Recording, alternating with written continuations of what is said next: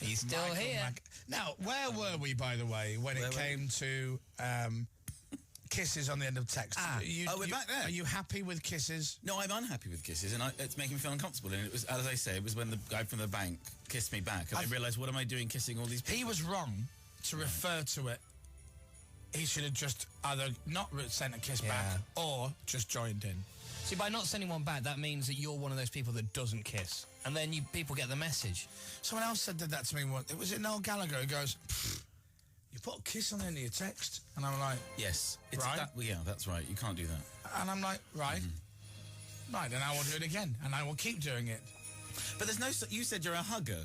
There isn't a hug... There's no hug thing you can do. There's no hug sign. If you do... Maybe we should... If you did 2 brackets... That looks like a hug. Yeah. Do you ever put the smiley faces in the text? No, I didn't even know how to do that. Oh. What phone have you got? It's out there. Have you got a BlackBerry? No, I got an iPhone. Oh, in that case, I'll get it on there for you. Oh, we can show you all these different symbols. Don't make it worse. I'm trying to make it better. I don't want to be a smiley face. We give you like thumbs up and smiley faces and ambulances and all sorts. You can send like a picture of a pie and some lips and a thumbs up to your manager. The Scottish songstress Lulu came to the show last week. And I sent her a text saying, thank you so much for coming. It was great to see you laughing and everything. And she sent me back just a smiley face. Yeah. But it was an actual face. But it was an actual picture of a face. Yeah. Yeah. Well, I've got them here. Look. It felt so stupid. But I just thought of Lulu's. You don't answer somebody by just smiling back at them. That's kind of a crazy, inane response. Thank you so much for coming. And they just smile in your face. Watch. See what you can do. Say something. I'm going to send you... Look, smiley message. Look at all these different things you can do, right? So you could put a train or an elephant. This is on the iPhone? Yeah. All right, okay. I'm going to send you... Look, why would you put a horse's head? That's a mafia thing. Yes. Okay. I've sent you a message now with the little things on. There's a whole world of symbols. The point that we left this, though, was the question about a question mark and an exclamation mark at the end of a sentence. Right, and which way round do they go? Well, they don't go. You're confused. Well, you should either be exclaiming or questioning. But give me an example of a question you would like to exclaim. Okay. Why aren't you getting out of the way of that train? Yeah. Now, you wouldn't text that. You would shout it. But you're okay. If somebody's standing on a rail track, you wouldn't text them. But what if you... Okay, so you're going on tour next year, right? Yes, I am. And you've just added 6 new dates. Yeah. Now, it's a 64-date tour. Is that right? I don't know. 58-day tour. Okay. 58 shows. And you've just had another 6. So I might send you a message going, you're not doing enough? You haven't made enough money? Now that would be question exclamation mark. Question first? Yeah. Like that? Question first? Yes. Okay. All right, that's that. But you do know in the English language that doesn't exist. You know that. We're reinventing English. But the exclamation mark for me means it's a joke. If I just send you a text saying, have you not made enough money, question mark, yes. Because there's no tone in a text, you may read it as, it's a little bit harsh, why would you say that? Yeah. But with an exclamation mark, you know that's a little nudge, nudge. And then a kiss on the end as well means you're being playful. Yeah, no, that's absolutely right.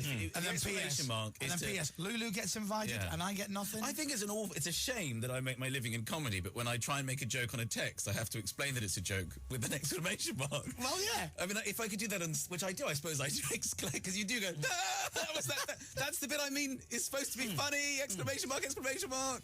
But it is that, isn't it? It's just like, only joking, this is a joke, because you can misread things.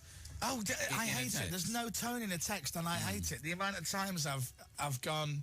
And sometimes when you reply to someone, kind of very quickly, someone goes, I'm not going to be there till 2 o'clock, sorry, because I've got this, that, and the other. And I got a reply, okay. And then they turn up and go, were you a bit peed off? Yeah, see, I always... Like, why? Because you only wrote okay? And I'm like... What can you? Because I'm like, okay. You're absolutely right. I thought it was okay. I always think that. Kiss or okay exclamation mark. Suddenly there's no drama. Oh no, okay exclamation mark will be okay. Then that is a problem. No, but okay without anything, I always think sounds grumpy. It is grumpy. That's I just think you say blah blah blah blah blah blah blah. Shall we do this? Shall we meet here? And they kind of go okay. What about K? Okay. That's really grumpy. Yeah. How are you on dots anyway? Because that's my alternative. Now that I'm trying to move away from the exclamation mark, I leave a sort of ... I think it adds a little mystery and intrigue. I know you have Twitter, but you don't really do it yourself, do you? You don't so tweet, much. really? No, it's just like I don't run it. Do you ever read it?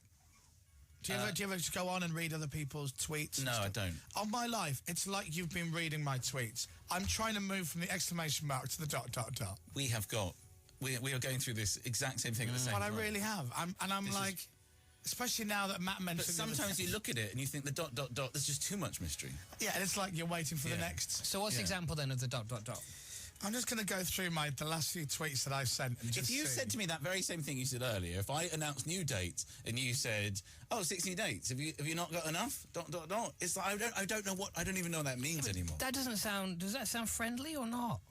Have you not got enough ... I've got to write it down. Okay, you ready? Are you ready? You don't say it though. I know, Michael. Okay, so how are you ? I sent a tweet on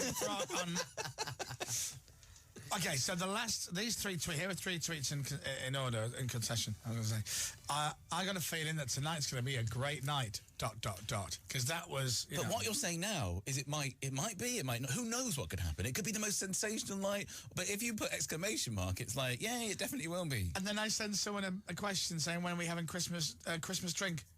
question mark, exclamation mark. No way. I'm out of control. Banned. You should not be allowed to tweet. Oh, that's ... Oh my God. Question mark, exclamation mark. Yeah. Smiley face. Oh, fire engine. I feel bad now. It's out of control. I am out of control. So now, listen. We will settle on something sooner or later. It's the 20th of December. What are you doing between now and Christmas? What are your plans? What do you have to do? What are you looking forward to? I'm going to have to do all my shopping for Christmas. Do you not have, people to do that for you? Elves. Really? Yes, I have elves. I was kind of thinking of an assistant, but an elf is good. No, I don't have an assistant. No, I don't even... do you have an assistant? Yeah. Oh my God. The thought of having an assistant, though, it would be more trouble for me because I would be like, what am I going to get the assistant to do? But there's not enough to do. No, there is. Well, I ask people who have an assistant what they get their assistant to do. So what would you say? Everything. What are they doing today? Today, it's getting everything ready for Christmas. Getting me ready for Christmas. Getting you? Yeah. Do you get dressed? Do you dress yourself? No, she does it for me. She dresses me. I don't think Ant and Dec were dressing themselves. They dress each other. No. That's how they always look so smart. Assistant, which keeps them really busy, individually and collectively. Yeah, because I ask people and they say things like, booking haircuts and stuff. But that's every 6 weeks? It's not a real drama, is it? Booking Well, all right, well, if you want to know the ultimate of excess, she sorted out my tree. Well, that's part of the fun of Christmas. It's not. Why does everyone say this to me? It's not part of the fun. I am a down-to-earth, normal, working-class man. Right. And while I was in New York for the weekend, my assistant sorted out my tree because I'm too busy. Yeah. She let in the tree delivery people who also decorate the tree. No. Len decorates the tree. Oh, but the last year they actually decorated it also. I know, and then my assistant told me. What kind of tree did you get? A green one. But they ask you. I don't know if you've been. I went to get the tree, and they go, "Do you want a non-drop or a drop?" Yeah. And you have to make the decision whether you want... And I always go for drop because I think it's traditional. How do they breed them to not drop, though? That's really clever, because that's messing with nature. But then when you go for the dropping one, it's a race against time to get to Christmas Day with any of your tree left. That's because right. You're losing... As soon as you take it, you're losing a few needles. Then you've got to get it in the boot. You're about 5% down. Out of the boot, you knock it on the door, 10% down. Every time I turn the lights off, I'm losing needles. I knock past it. A decoration falls off. You can't touch it. But have they genetically bred these Norwegian trees to not drop? Yes. I don't know what they do. It's extra glue. Oh, is it? Yeah. What you should do is get an extra bushy tree, so when you lose the 15% of the pine needles, you're still all right. Extra bushy, yeah. Yeah, extra bushy. My son said to me the other day, it was a really legitimate question. He just said, "Daddy, why is there a tree in the living room?" And I don't really have an answer for that. It's a very odd thing we're doing here. Why are we putting trees in the house? Who decided that? Because it's Christmas. Yeah, that's the answer for everything. Because it's Christmas. Daddy, why are you drinking alcohol at 4 in the morning? Because it's Christmas. Daddy, why have you fallen asleep on the stairs? Christmas, son. Christmas. Why have you undone your trousers at lunch? Most things can be explained. No, it's because I've eaten too much. Christmas meeting! Exclamation mark. Most things can be explained by Christmas. On the DVD. Most things that are socially unacceptable on any other day can be explained by Christmas. Not all things, though, David. You found out to your peril a couple of years ago. Not all things. Well, it's like the films. You start watching these films that you would never normally watch. I would never normally watch Mary Poppins. Right. Or if somebody said to me in the middle of the year, in June, would you like to watch Chitty Chitty Bang Bang? I'd probably never talk to them again. I'd just walk off and go, that guy's clinically insane. I watched the Smurfs last night on my own. For the movie? Yeah. Yeah, I went to see the Smurfs with my kids, and I realised I was getting too much into their world. Well, I was the only one who enjoyed it. My kids, they said, I hated that, Dad. And my wife went, that was appalling. And I was like, I really enjoyed it. With Gargamel chasing them around. Cars 2 as well, I thought was great. My daughter wasn't that fussed, but I thought it was brilliant. I'm waiting for the Muppet movie for next year, the new Muppet film. That's going to be great. So Puss in Boots is good. Is that good? Yeah, really fun. Oh, that's really good. See, the thing is, that's the thing. I don't have children, but I want to go and watch these films. And I want to sit there. See you when we go as a family. Yeah. We see the guy sitting on his own that's the thing. in barber jacket watching the film. And the Smurfs is in 3D at the cinema, and I'm thinking, I could be sitting there with the glasses on. Keep an eye on that my guy. own. Keep an eye on that guy. I saw people in the Puss in Boots. I it wasn't Puss in Boots, but people obviously go on dates to the cinema, but now you go to the 3D and they both had glasses, and on top of it you have to wear the 3D glasses on top of your glasses. Yeah. And they were kissing. They were making out in 4 pairs of glasses. This is not as cool as it used to be, sure. There's nothing more gets me in the mood than Tron in 3D. Yeah. What do you look for in a man? Definitely 2 pairs of glasses. So you'll be up. So you've got a bit of shopping to do, and when you mean that, you're obviously a man. You mean the majority of your shopping. I'm going to go shopping right today. If you want to say, I'll be in Selfridges for most of the day. Right, getting all that done. I'm going to go to a Panto tomorrow for the first time. Oh no, you're not. I'm going to Panto tomorrow too. Where are you going? Maybe we're going to the same one. Are we going to the same Panto? I don't know. It's in London somewhere. Oh, right, okay. I haven't been to Panto since I was a kid, but I'm going to take my kids to the Panto. Are you taking them to, without saying which one it is, are you taking them to one which has like soap opera stars from the 1980s in it? Or is it like a local kind of nice? No, I've got to go across town for it. Okay. Yeah. Shall I just say what I'm going to say now? No. Are there famous people in it? There's a really funny person in it. Okay, so I'm sure that it'll be... Is it like it's a lunchtime kickoff, or is it later? It's a matinee. Yeah. Well, yeah. Lunchtime kickoff. So in football, do they not call it a matinee on a Saturday? You join us on Sky Sports 1 for today's matinee. It's the Liverpool against the Chelseas. It's going to be an absolute corker, and of course we'll be back for matinee on Tuesday. Sky Sports 1, 25 years at the top of the game. I'm thinking about taking my brother and my sister-in-law to my parents to a nice Panto, not one of those kind of like, stars of TV. Posh Panto. Yeah, kind of, up in Richmond. It's all very nice. And then, anyway, my dad goes, I haven't been to a Panto for like 50 years. To which my brother had to point out to him, oh, you did? You took us when we were kids. Right, okay, I did, yeah. But anyway, he loved it. So I'm thinking I could take him to see a Panto while I'm up in Leeds. And I think Lewis Spencer's in Manchester. And I think my dad would love a bit of that. He's there with Suzanne Shaw. I think they're probably better outside of London, to be honest. Don't you think, Pantos? Well, I haven't been to... When I did my show from Blackpool, I went to the circus there in Blackpool.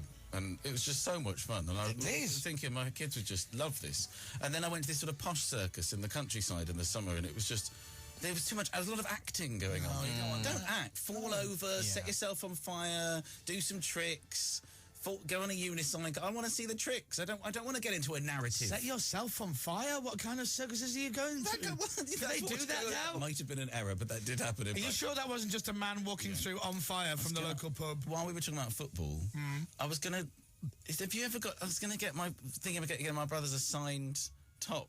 How do I go about that?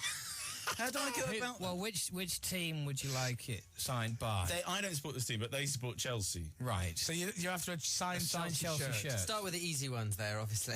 Well, I don't know. I don't know who to get, because they're all foreign, aren't they? I just saw that John Terry hurt himself, so he's not going to be receptive to a cold call. Here's what you can do, okay? All right. You can buy a shirt... and then you and your family can have lots of fun writing the names of the players. How do you think Drogba would write?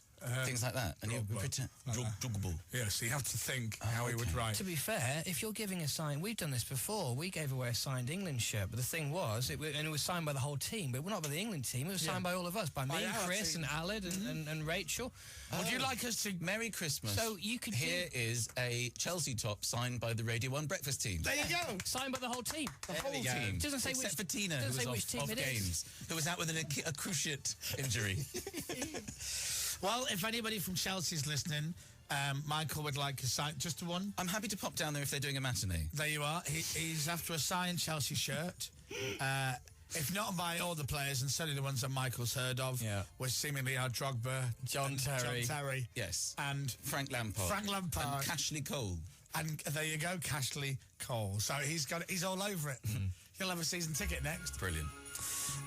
Well, look, have a lovely Christmas. And to you and to all your wonderful listeners and Sarah on the M5.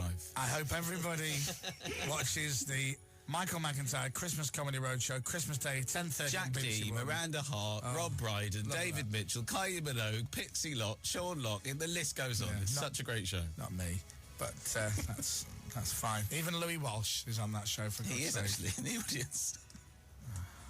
So many things that I had to ask you about, as in like a proper interview, but we just chatted about stuff and I love coming in. Had a right old time. Now, the one thing I will do is, before you go, I'll open up the door on our advent calendar, because you will love this, as we have been talking about pantos. Every day behind our advent calendar is another panto star from around the UK. Brilliant. And we've had everybody from Dame Edna to Lisa Riley. So before you go, let's do that. Let's open up day 20 on our advent calendar. Who is it today?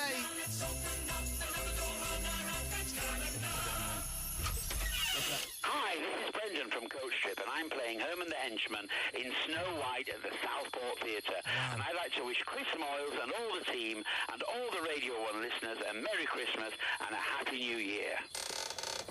Yay! Brendan's in Southport. Oh, no, he's not. Oh, yes, he is.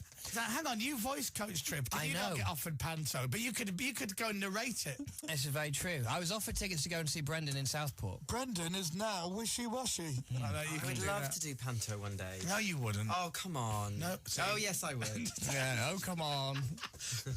Michael, he's behind you. Oh, come on. Without saying... Is he? Without saying what it is that the panto you're going to tomorrow? You're on camera, don't forget everyone. No, okay, well, it isn't. Fine. No. I know. That's not the one. Sorry. That's all right. Start with a quiz, end with a quiz. We're going to different pantos. It's fine. Right, Mike, Merry Christmas. Thank you very much. Thanks for having me. Love to the family. Ladies and gentlemen, Mr. Michael McIntyre.